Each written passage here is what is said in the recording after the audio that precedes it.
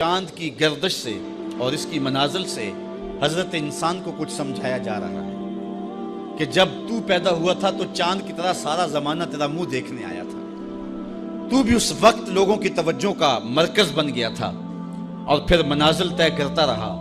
اور جوانی کی دہلیز پر جب تم نے قدم رکھا اور تو بدر تمام ہوا، جب شباب کی بجلیاں تیری آنکھوں سے ٹپکنے لگی تو پھر تیری نظر کا خمار بھی کئیوں کے دل لوٹتا تھا، کئیوں کی نیندیں اچاٹ کر دیتا تھا۔ جس طرح چاند جب جوبن پہ ہو تو چکور کا دل لرزتا ہے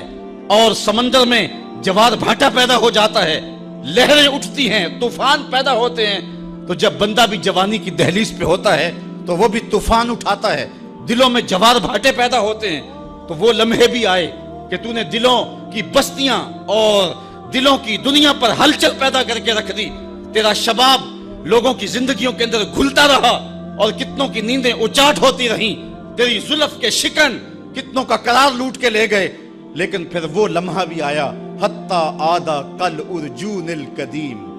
پھر بوڑھا ہو گیا، پھر تجھے کوئی دیکھنے بھی نہیں آتا، کوئی تجھ سے اداس بھی نہیں ہوتا، بچے بھی کترا کے گزر جاتے ہیں۔ کہا انسان ذرا چاند کی منزلوں کو دیکھ، یہی چاند کتنا پیارا تھا اور آج اسی چاند کو کوئی دیکھتا بھی نہیں ہے۔ بچہ جب پیدا ہوتا ہے تو اس کی مسکراہٹ دل کھینچتی ہے، اور جب بوڑھا مسکراتا ہے تو اس وقت جو ہے لوگوں کی توجہ نہیں ہوتی۔ بچے کی زبان جو ہے وہ اڑ اڑ کے جب بولتا ہے تو اس کی توتلی زبان کا حسن دلوں میں نکھار پیدا کرتا ہے، ماں بھی بلہاری جاتی ہے، باپ بھی صدقے جاتا ہے، بہنیں بھی جو ہے وہ قربان جاتی ہیں۔ تو بچے کا ٹوٹا لہجہ اور توتلی زبان خوشیوں کی ایک لہر ہوتی ہے، لیکن جب بڑھاپے میں فالج کی وجہ سے زبان میں لکنت آ جائے،